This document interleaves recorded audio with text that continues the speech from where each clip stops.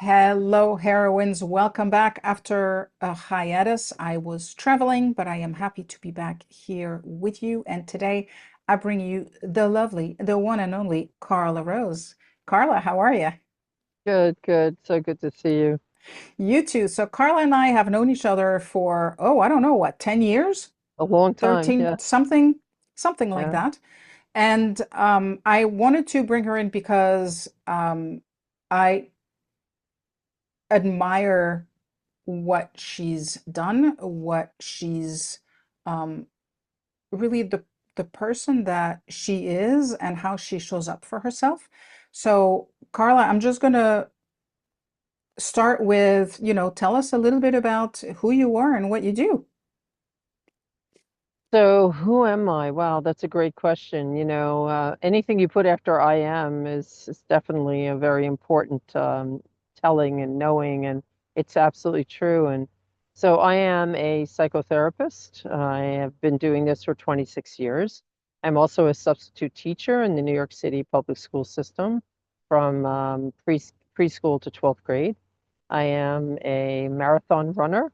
I am a mother to twin sons who are 22 years old. I am a lover of all things nature. I'm sitting in nature and I love taking photographs of flowers and things. And I am a giver and a server. And I really do love helping others. And my purpose in life, I've always said, is to shine my light so that others can find theirs and shine theirs brightly. And that makes me very happy. Yeah, and knowing you, I mean, you and I know each other from the Tony Robbins community, so I know that you absolutely walk the talk. So how did you get started with Tony? I mean, what brought you to the community? Yeah, so Tony Robbins was an entity in my life many, many, many years ago, and long before I ever entered an event in 2008. And ironically, my uncle, who's passed, he actually gave me the cassette tapes of, Unleash the Power Within, which were, I think there were 20 cassettes. And I used to watch Tony talk at 2 o'clock in the morning and motivational speech, and I went to see Brian Tracy and Zig Ziglar back in the day, and in person, and it was always refreshing to listen to this, but never in a million years would I believe that I not only took some classes, but I became a trainer in the Tony Robbins world. And so I signed up for Unleash the Power Within in person in 2008. I went all the way to Florida because at the time I was in a relationship and my sons were about 5 years old. And I really felt like I needed to get out of my environment and go somewhere where I didn't know anybody. And of course, I run into people from New York and New Jersey, and it was kind of funny. But that the rest is history. I mean, that was like my life was all about learning and growing and building. I mean, I have a degree in psychology. I also have a master's in business and a master's in social work and a license to practice. And throughout my life, I've always been trying to learn more, to do better, and to serve more. So that's how I came to the Tony World. And I'm still involved. I still participate as a trainer now. So was there something specific going on at the time that attracted you to the Tony Robbins community, or was it just like you said, this lifelong curiosity? It's an interesting question. So at the time, I mean, I think I'm just always searching for growth and knowledge, and I'm always reading and learning and growing. And so at that time, I was in a relationship that was not doing well, and I was the mother of twins, and it was interesting because I was really like a single parent, even though I was in a relationship. And so I went to the Tony event because I really just wanted to get away and I wanted to hear what this was all about. There was a lot of information about unleash the power within. What does that mean? And then when I got to the event, I realized that I had found my people, you know.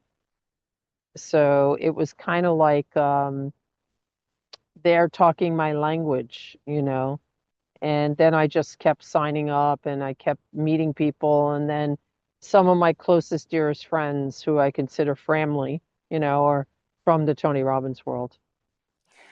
So, how different do you feel like your life would be today if you hadn't had this curiosity and you hadn't really integrated the Robbins community as such a big part of your life?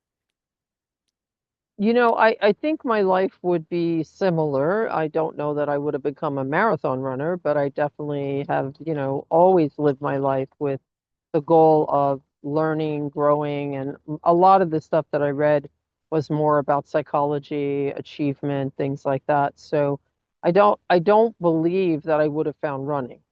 And I've become a marathon runner in the last 6 years, and it was from that environment. So somebody actually stood up and posed a challenge, and I didn't join it right away, but when I did, I now I'm all in. So Yeah, I mean, you and I were chit-chatting before, and you kind of gave me the lowdown on the story about marathon running. So, if you think about life and marathon running, I'm sure that there are ways that we can draw a lot of comparisons between the two. So, what are some things that you've discovered through running marathons that have supported your growth or that have amplified your life in some way?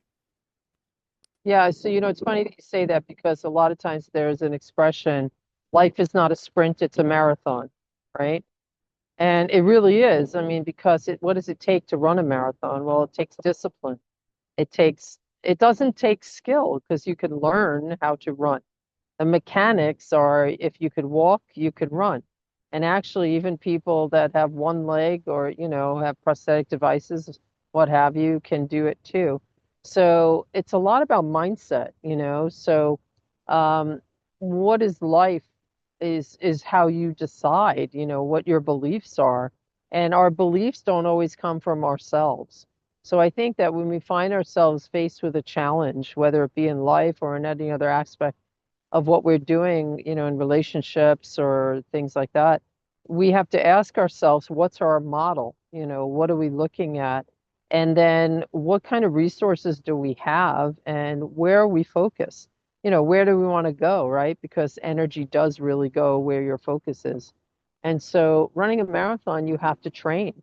You have to be properly hydrated. You have to have the right nutrition, the right sneakers, but the most important thing is the will.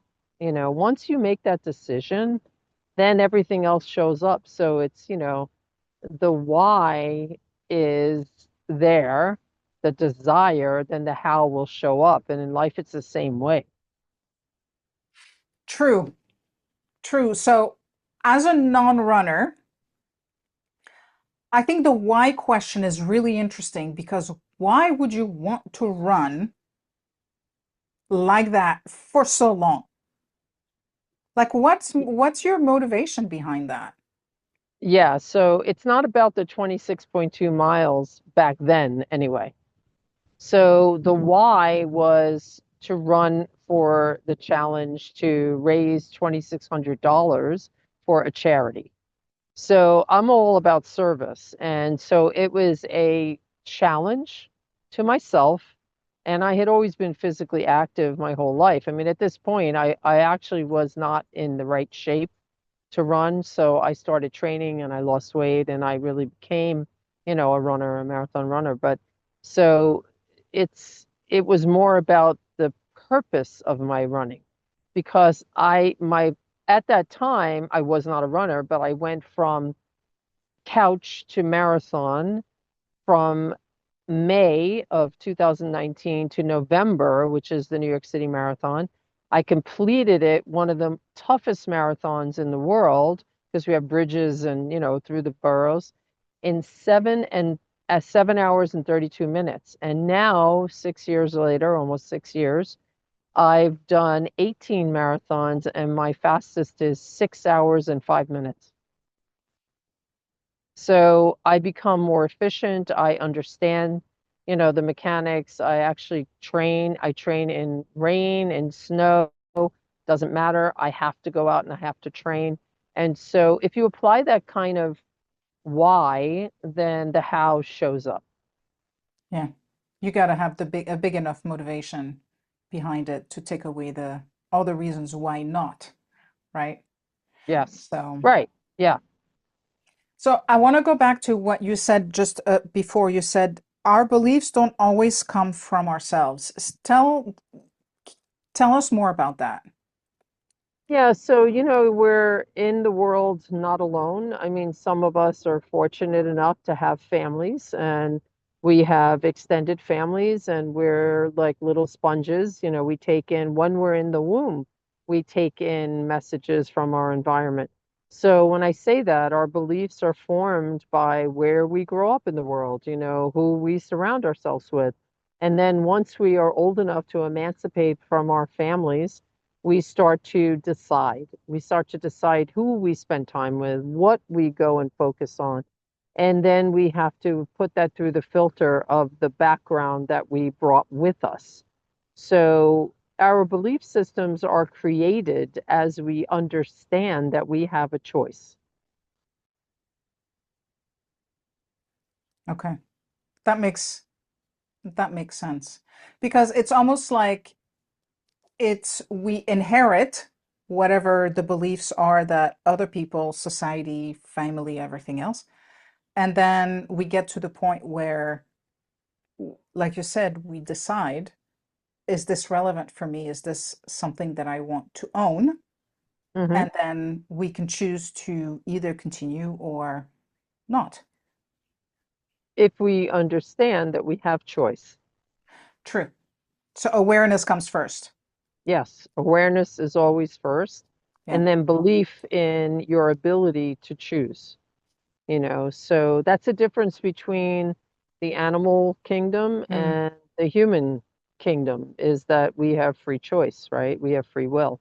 So animals are instinctual. And it's funny, I was out here by the water. There's a lot of flowers, and I noticed the bees and the butterflies pollinating the flowers. And if you watch them, you realize that's in their DNA. mm, They are born to be a pollinator, so you don't have to go over to a bee and say, here, there's a flower, right? But human beings, it's different. So we're born to be what? Anything, infinite possibilities.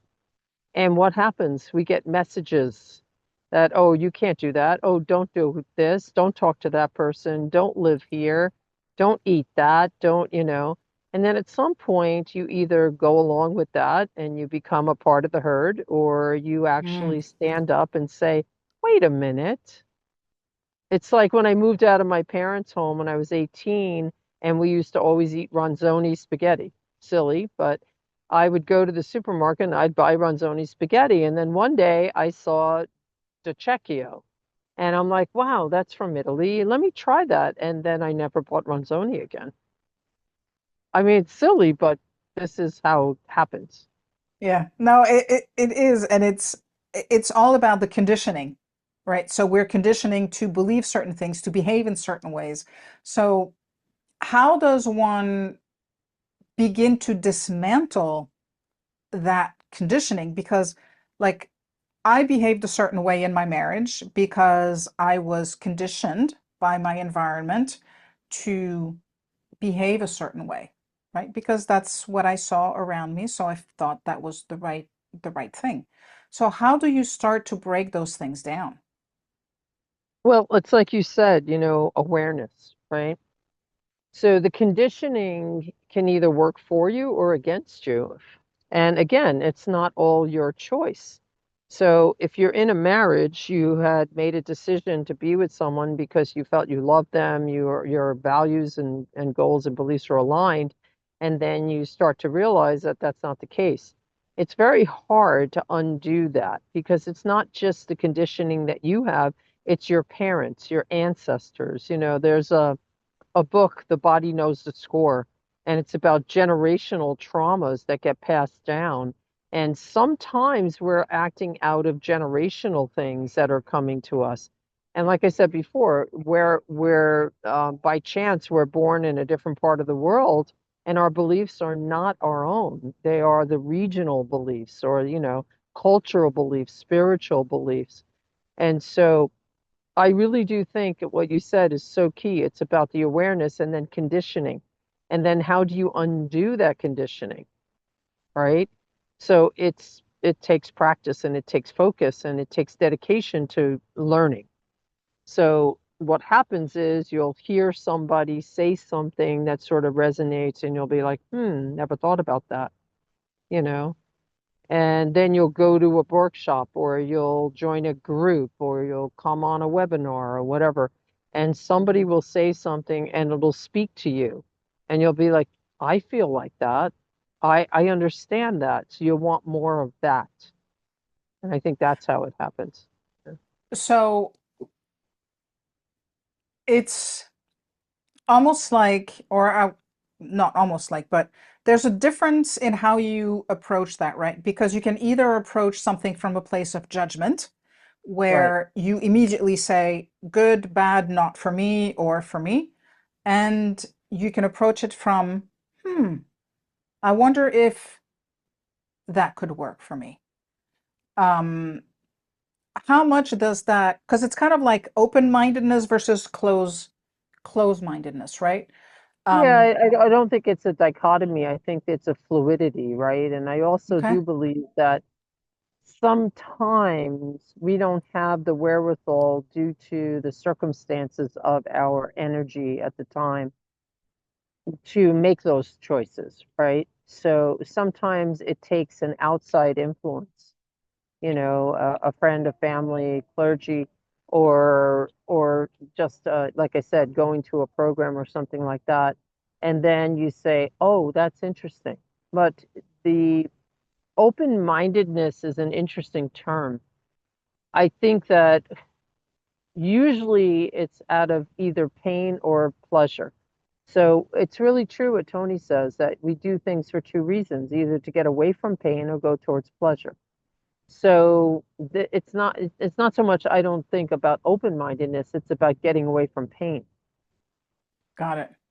Yeah, and that makes sense. So when you ran your first marathon, were you running towards pleasure or were you running away from pain? Well, it's an interesting question because I actually said a year ago I just put this quote into the New York Roadrunners website.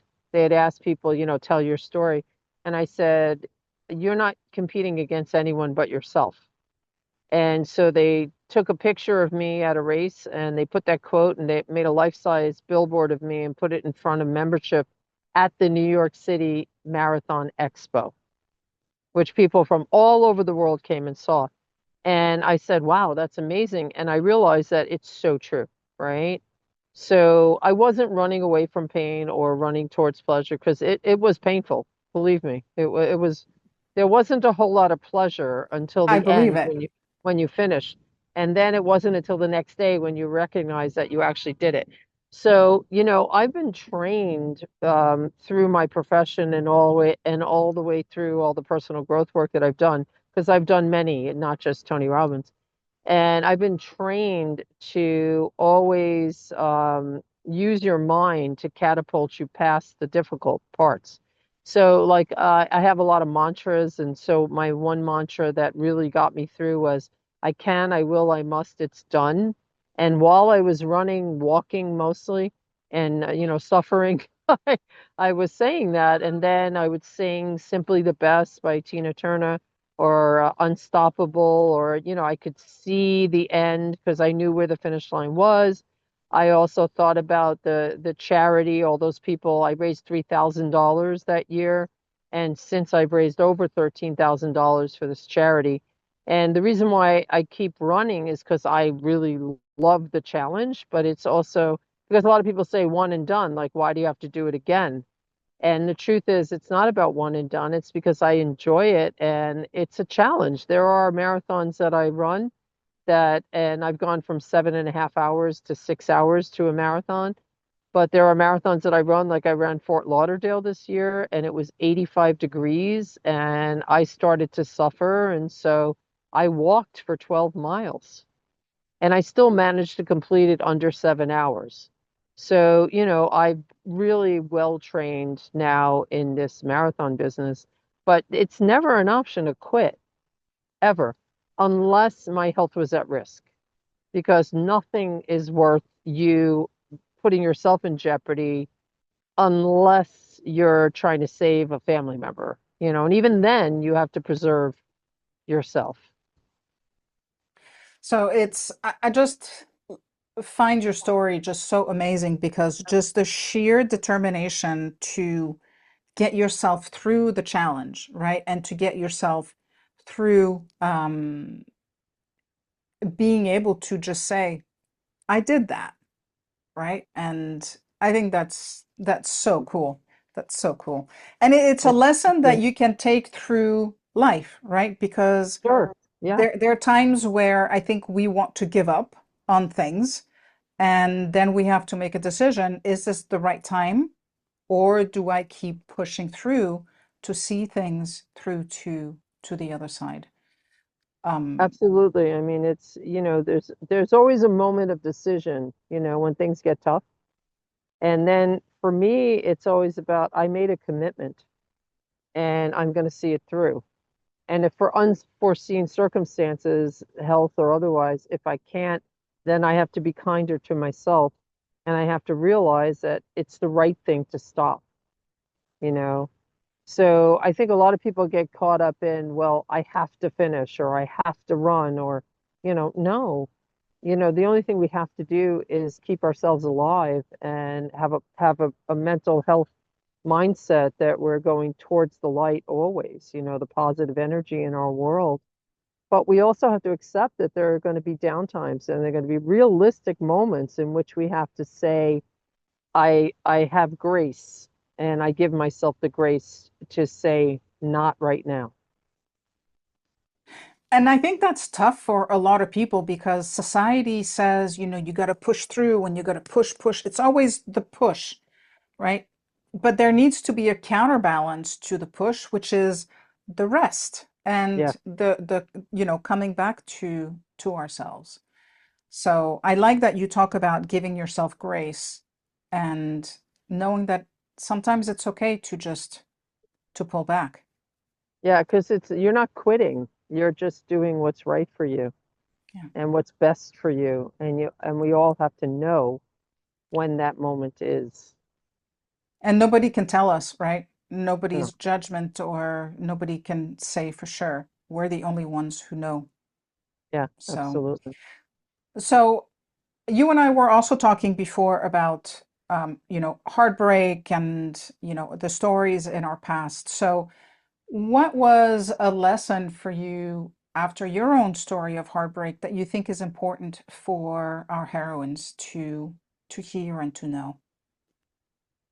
Well, I think it's more about like energetically where we find ourselves and that we know that the light is still inside of us and we can find it again. And when there's a heartbreak, we have to like ask ourselves, what could I have done differently to bring this to a different outcome?